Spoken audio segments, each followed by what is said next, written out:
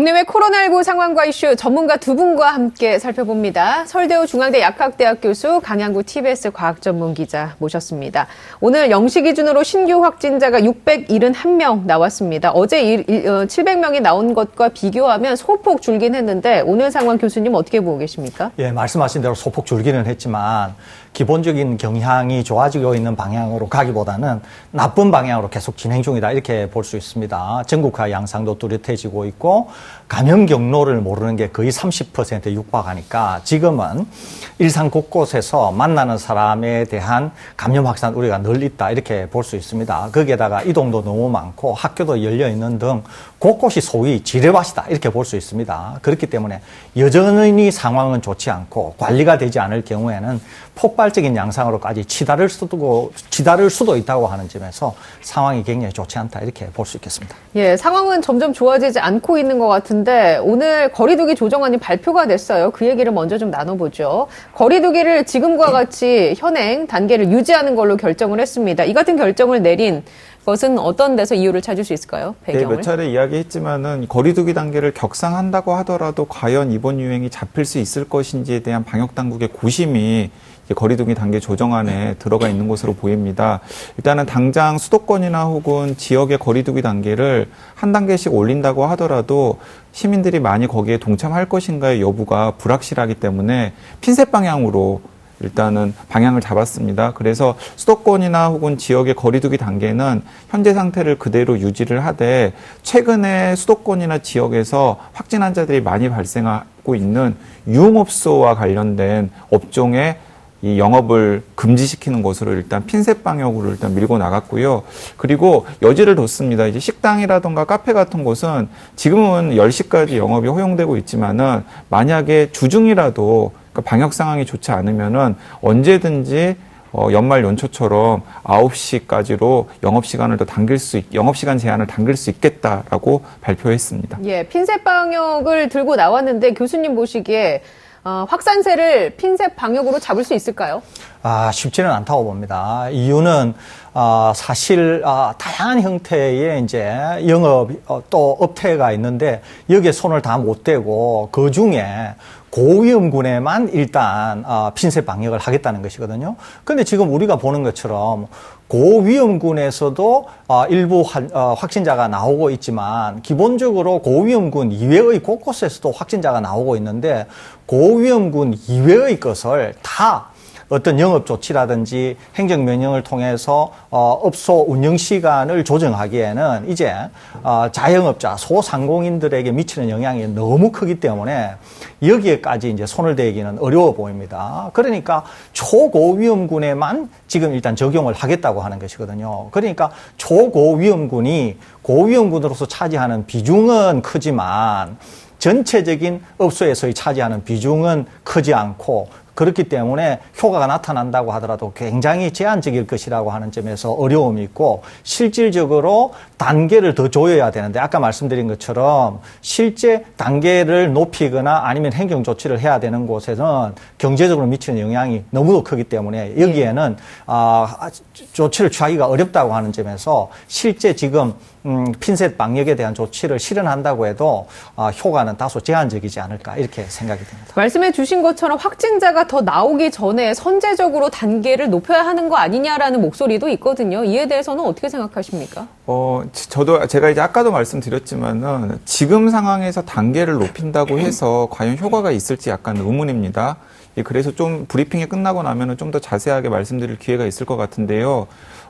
연말 연초의 상황을 염두에 두고서 몇 가지 지금 상황에서 좀 보완을 해봤으면 좋겠다라고 하는 아이디어들이 몇 가지 있습니다. 예. 그런 것들을 좀 같이 공유를 했으면 좋겠습니다. 알겠습니다. 일단 정부는 현행 수도권 2단계, 비수도권 1.5단계인 거리두기 그리고 5명 이상 모임 금지 조치를 유지하겠다고 밝혔습니다. 이 거리두기 단계 유지 결정에 대해서 2가지 정도 아이디어를 주실 수 있다고 얘기를 해주셨는데 어떤 것들이 있을까요? 네, 일단은 지난 연말 연시에 굉장히 상황이 안 좋았음에도 불구하고 어쨌든 간에 여러 가지 조치들을 통해서 그 3차 유행 상황을 조금 이렇게 자제를 한 측면이 분명히 있습니다. 그 경험에서 저희 아이디어를 얻어야 된다고 생각을 하는데요. 이제 당시의 유행 상황을 극복했던 가장 유력한 수단 중에 하나가 5인 이상 사적 모임 금지였어요. 근데 5인 이상 사적 모임 금지를 지금도 하고 있는데 그때만큼의 효과가 나타나지 않고 있거든요. 저는 거기에는 두 가지 이유가 있다고 생각합니다. 하나는 무엇이냐면 5인 이상 사적 모임 금지와 관련된 이 허점들이 너무나 많습니다. 예. 우선 친족들의 5인 이상 사적 모임 금지는 허용을 한다던가 일단은 그런 예외 조항을 둬가지고 5인 이상 사적 모임 금지에 구멍이 너무나 많이 생겼고요. 뭐 돌잔치, 상견례 여러 가지 기타 네, 등등. 그렇습니다. 그래서 예. 저는 이참에 5인 이상 사적 모임 금지에 대한 예외 사항 같은 것들을 다 없애서 어떤 식으로든지 간에 5인 이상이 사적으로 모이는 것은 금지시켜야 된다라고 일단 생각을 하고요. 그 연장선상에서 저는 공무와 관련된 5인 이상 모이는 것을 허용하는 조치도 아주 예외적인 상황을 제외하고는 예. 비대면으로 다 돌려야 된다라고 생각합니다. 예, 정말 필요한 일을 제외하고는 그 공무적으로도 만나지 말아라. 네, 그렇습니다. 왜냐하면은 지금 공무를 허용을 하고 있기 때문에 사실은 공무가 아닌데도 공무를 핑계대고서 만나는 경우들이 종종 있는 것으로 알고 있고 저도 여러 가지 사례를 알고 있거든요. 그러니까 그래서는 안 됩니다. 왜냐하면 바이러스가 공사를 구분하는 게 아니잖아요. 그렇기 때문에 저는 5인 이상 사적 모임 금지와 관련된 기준을 굉장히 높일 필요가 있고 공무와 관련된 5인 이상 모임도 아주 예외적인 상황을 제외하고는 다 비대면으로 돌리는 것을 적극적으로 권장을 해야 된다라고 생각합니다. 그리고 이제 다른 하나는 저는 식당이라든가 카페의 일부 영업 제한이 분명히 지난 연말 연시의 유행 상황을 잡는 데 효과가 있었다라고 생각을 합니다. 그런데 아마도 중앙방역당국이나 서울시도 이 식당이나 카페의 영업 제한은 함부로 하지는 못할 것 같습니다. 그분들이 예. 입는 피해가 너무나 크기 때문에. 선의의 피해자가 생길 수 있다. 그렇다면 이제 이런 건 지켜야죠. 지금 식당이나 카페를 보면 거리두기가 하나도 안 지켜지고 있어요. 예를 들어서 이런 식이 다반사입니다. 그러니까 직원들 8명이 식당을 가가지고 4인 4인으로 쪼개가지고 식사를 하는데 식당에서 그냥 테이블을 붙여가지고 사실은 8명이 같이 식사를 하는 모습들을 많이 볼 수가 있거든요. 이런 식당이나 카페에서 거리두기가 지켜지지 않은 변칙 사례들을 체크를 한 다음에 계도하는데 행정력이 좀 더 집중이 된다면은 저는 지금 5인 이상 사적 모임 금지 효과가 훨씬 더 강하게 나타날 수 있으리라고 생각합니다. 경제적인 피해는 좀 최소화로 하고요. 하면서. 자, 그런가 하면은 이제 오세훈 신임 시장이 오늘 코로나19 방역대책 주제 첫 회의를 열었습니다. 지금의 틀어막기식 거리두기를 지속하는 게 어렵다면서 업종별로 맞춤형 매뉴얼을 만든다라고 얘기를 했거든요. 교수님 보시기에 이거는 어떻다고 보십니까? 예, 총론에서는 뭐 충분히 동의할 만한 조치다 이렇게 볼 수 있습니다. 그러니까 이제 오 시장께서 말씀하시는 것은 뭐냐면 이겁니다. 업태나 업종에 상관없이 일괄 어떤 룰을 적용하게 될 경우에는 형평성에 맞지도 않고 특성이 반영도 안 되기 때문에 방역 효과를 거두기도 어렵다. 기본 인식은 이거예요. 그러니까 충분히 동의할 만하죠. 근데 이제 제가 오 시장께서 말씀하신 내용을 쭉 훑어보니까 제가 좀 조언을 드리고 싶은 게 있습니다. 첫째 하나는 오 시장께서 말씀하시는 많은 부분은 충분히 동의할 만하다. 이것도 있는데 일부는 당신 자신이 전문가가 아니기 때문에 전문가의 자문이 좀 더 필요해 보입니다. 그렇기 때문에 이제 굉장히 중책인 서울시정을 맡게 되셨으니까 굉장히 실력 있는 그런 전문가들의 자문을 받으시기를 제가 권고해 드립니다. 또 하나는 뭐냐면은 이제 오 시장께서 말씀하신 업태나 업종에 따라서 관리를 하겠다. 굉장히 좋죠. 저희들이 이 방송에서 한번 제안을 드린 적이 있는데 뭐냐면 이겁니다. 각 업태나 업종에서는 연합회가 존재합니다. 협회가 존재한다는 거죠. 그러니까 서울시 당국이 그런 각 업종의 그 협회들을 만나서 협회가 원하는 게 있을 거고 당국이 원하는 게 있을 거니까 서로 간에 아이디어를 공유하고 접점을 찾아서 방역 조치를 확립하는 거. 이것은 굉장히 좋아 보입니다. 또 동시에 제가 제안드리고 싶은 것은 뭐냐면 우리 강 기자께서 제가 생각하는 거에 한 반 정도 말씀하셨는데 제가 지금 이 제안을 말씀드리면은 제가 아마 상당한 비난을 받을 것 같은데 그럼에도 불구하고 제가 말씀을 드리고자 합니다. 지난 겨울에 1000명 이상이 나올 때 굉장히 효과가 있었던 소위 말해서 방역 조치가 어떤 게 있었느냐 하면 이겁니다. 카페에서는 테이크아웃만 허용했던 적이 있습니다. 카페에서 테이크아웃을 허용하면서 앉아서 음료를 마시지 못하게 하니까 어떻게 되냐 하면은 사람들이 만날 수가 없어서 도대체 이동을 할 수 없는 그런 상황이 되었습니다. 그러니까 사람들이 어디에 만날 수가 없는 거죠, 이게. 그러다 보니까 이제 약간 변형된 형태로 밥집에서, 소위 말해서 식당에서 모이게 된다는 거죠. 그러니까 제가 하나 제안드리고 싶은 것은 뭐냐면은 이와 같이 상황이 엄중할 때는 카페는 상당히 고통스럽다고 하더라도 테이크아웃만 허용하고, 식당인 경우에는 밀집도를 지금의 2분의 1 내지 3분의 1로 떨어뜨린다고 하면은 상당한 효과가 있을 것으로 생각이 되고, 실제로 우리가 그런 경험을 지난 겨울에 한 적이 있습니다. 그런데 이제 식당이나 카페의 숫자가 워낙 많으니까 당국에서는 과연 그렇게 할 수 있겠느냐, 이제 어려움이 있는 거죠. 그런데 만일에 당국에서 결단이 있어서 한다 그러면은 저는 효과적인라고 하는 관점에서만 보면은 방금 제가 제안드린 이 두 가지, 그리고 강 기자께서 말씀하신 것, 이런 것 더하기 마지막으로 마스크 착용이 언제나 중요하기 때문에 마스크라고 하는 관점에서 다양한 업소들에 대해서 평가, 위험도를 평가하는 것, 이런 것들을 아우른다고 하면은 상당히 단기간에 좋은 효과를 거둘 수 있지 않을까, 이렇게 생각이 됩니다. 예, 그 오세훈 알겠습니다. 시장이 언급한 것 중에서 이제 한 가지 제가 생각하기에는 좀 동의할 수 없고, 그리고 오세훈 시장이 만약에 실력 있는 많은 전문가들의 자문을 받는다 그러면은 분명히 납득을 하실 만한 거라고 생각하는 대목이 자가진단 키트 도입을, 네.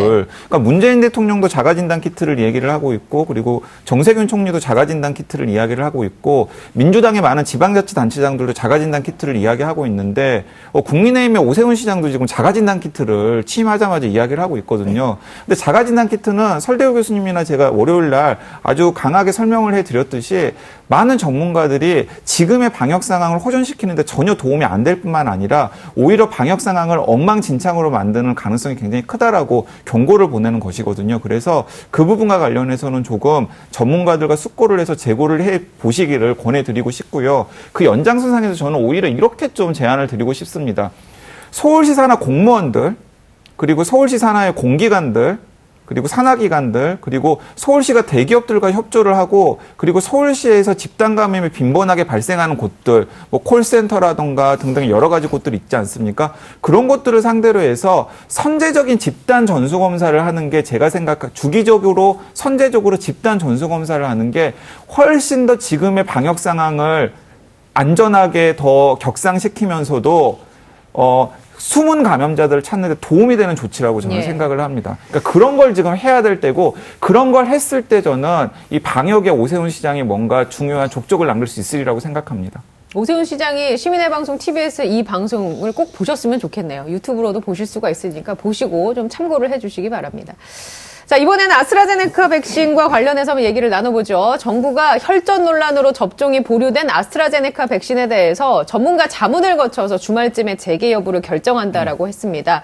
사실상 보도를 나오는 거 보면 접종을 재개할 것으로 보입니다. 네, 그렇습니다. 제가 이제 어제 방송이 끝나자마자 바로 보건복지부, 그리고 질병관리청, 그리고 질병관리청이나 보건복지부에 자문을 하는 여러 전문가들과 토론을 나누면서 이제 지금 분위기가 어떻게 돌아가고 있는지를 취재를 했습니다. 그랬더니 질병관리청에서는 약간 망설였던 것 같습니다. 질병관리청에서는 약간 망설였었는데, 지금 백신과 관련된 이니셔티브를 질병관리청에서 약간 보건복지부가 다시 가져오려고 하는 분위기인 것 같아요. 그러면서 보건복지부에서 아주 강력하게 상반기에 아스트라제네카 백신 접종으로 1,200만 명을 접종해야 되는 상황에서 이 아스트라제네카에 대한 논란을 돌파하겠다라는 의지를 강하게 보인 것 같고요. 그 연장선상에서 전문가들과 협의를 거쳐서 11일 날 발표를 할 때는 잠시 보류가 되었던 60세 미만에게도 아스트라제네카 백신 접종을 하는 것으로 지금 진행할 것으로 보입니다. 예.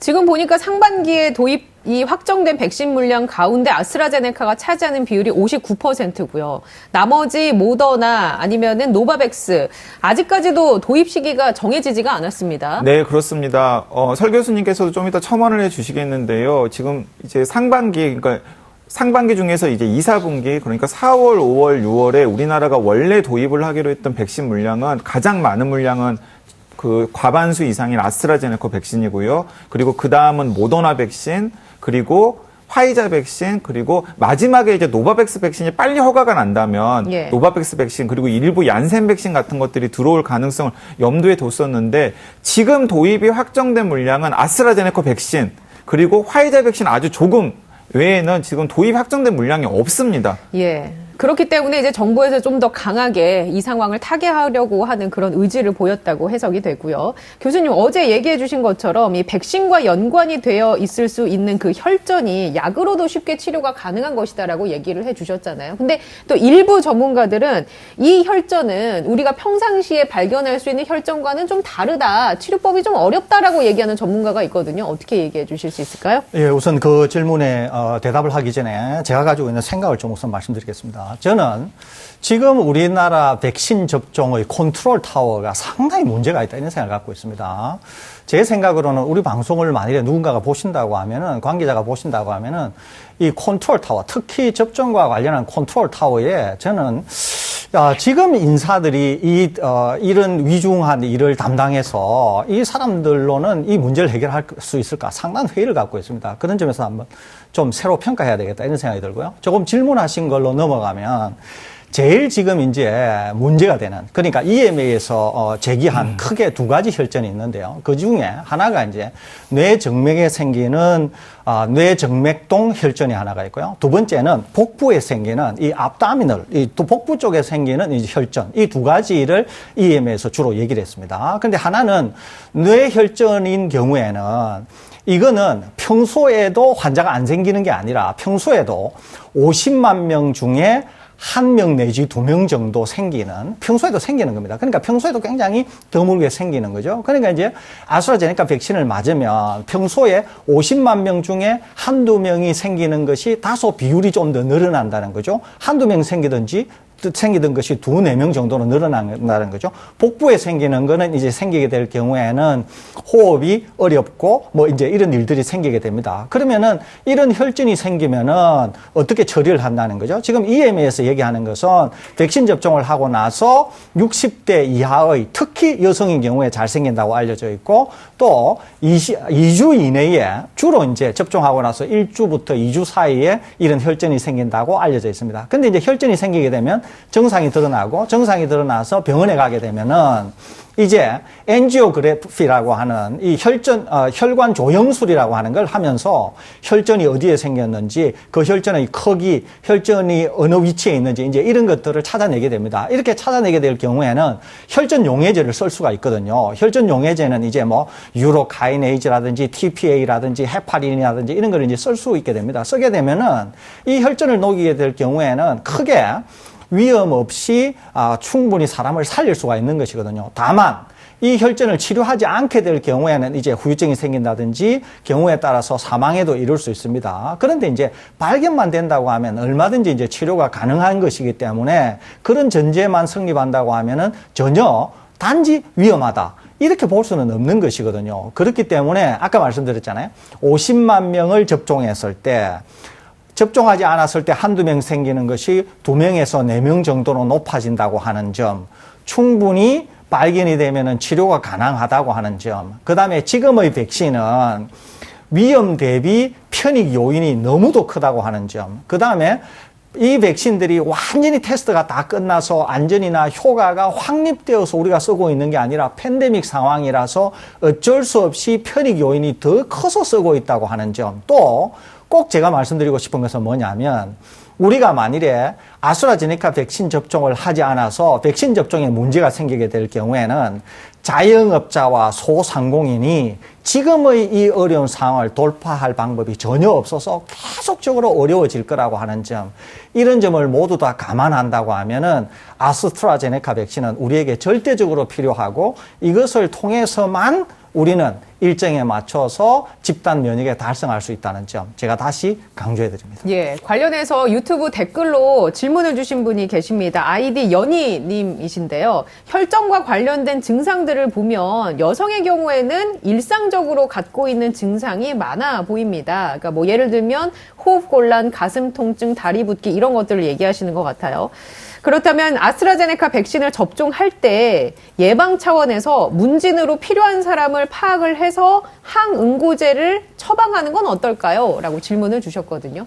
예, 굉장히 좋은 질문입니다. 예. 굉장히 좋은 질문인데 제가 자세히 좀 설명을 드리면 우선 하나는 여성에게 혈전이 많이 생기는 것은 맞습니다. 또 다른 하나는 문진에서 어떤 분이 혈전이 많이 생길까라고 하는 거를 찾아내는 것. 이거는 불가능합니다. 어떤 사람에게 혈전이 생길지, 백신 접종을 하고 나서 어떤 사람에게 혈전이 생길지를 알 수가 없습니다. 그 다음에 하나는 만일에 항응고제를 복용을 하거나 하면 되지 않느냐 이렇게 얘기하는데, 이제 항응고제 또는 이제 혈전용해제는 완전히 다른 개념입니다. 물론 큰 카테고리로서는 같은 범주에 속할 수는 있습니다. 그런데 제가 조금 전에 말씀드렸던 혈전용해제는 전부 병원에서 매우 정밀한 그런 어떤 기계나 이런 도움을 받아서 경우에 따라서는 시술 또는 이제 위치나 이런 거를 파악한 다음에 혈관으로 투입해야 되는 것이고요. 좀 더 확대해서 본다고 하면 여러분 잘 아시다시피 아스피린도 이제 혈전 용해제는 아닌데 항응고제라고 볼 수 있습니다. 그래서 평소에 여러분들 이제 혈액 응고가 잘 되고 혈전이 잘 생기는 분들은 이 아스피린을 복용하는 경우 많이 보셨을 겁니다. 그러는데 지금 생기는 백신으로 생긴다고 알려져 있는 이 혈전 문제를 아스피린과 같은 항응고제가 예방할 수 있겠는가? 이것은 아직 전혀 모릅니다. 그 다음에 이것이 혹시 관련해서 부작용은 없을지 이런 것들을 모르기 때문에 이런 것들이 실제로 테스트가 돼야 됩니다. 그런데 아까 말씀드린 것처럼 기본적으로 백신을 맞고 나서 생기는 혈전이 50만 명 중에 한두 명 생기고 하니까 숫자가 너무 적은 거죠, 이게. 그렇기 때문에 실제로 테스트를 한다고 하더라도 정말로 효과가 있는지 없는지 이것을 알아내기에는 굉장히 어렵습니다. 그렇기 때문에 말씀하시는 의도는 충분히 이해가 되고 어떤 걱정이 있다고 하는 것은 이해가 되지만 현실적으로 적용하기에는 너무도 어려운 점이 있어서 이것을 적용하기는 쉬워 보이지는 않습니다. 그러면 괜히 이제 혈전이 겁난다고 해서 항응고제 역할을 할 수도 있는 그 아스피린을 미리 복용하고 스스로가 하는 것은 하면 안 되겠네요. 하면 일단 안 됩니다. 왜 그러냐면은 이제 우리가 해열 진통제 얘기할 때 이제 아스타아미노펜 그러니까 계열이 있고 이제 다른 계열이 있다 그랬잖아요. 그러니까 아스피린도 다소 항염증 작용이 있습니다. 그러니까 아스피린을 물론 낮은 농도로 이제 항응고를 위해서 이제 쓰게 되는데 이걸 쓰게 되면은 백신이 충분한 효과를 내는 것을 억제할 가능성도 있습니다. 거기에다가 아스피린 같은 항응고제가 지금 이 혈전을 막아준다고 하는 확실한 보장, 안전성 이런 게 없기 때문에 권할 만한 지금 단계는 아니다 이렇게 볼 수 있는 것이거든요. 그렇기 때문에 지금 단계에서 이것을 섣불리 얘기하기에는 상당히 적절하지 않다는 생각이 듭니다. 예, 알겠습니다. 자, 지금까지 서울대우 중앙대 약학대학 교수 강양구 TBS 과학 전문기자와 함께 얘기 나눴고요. 저희가 준비한 내용은 여기까지입니다. 다음 주에 다시 찾아오도록 하겠습니다. 시청해주신 여러분 고맙습니다.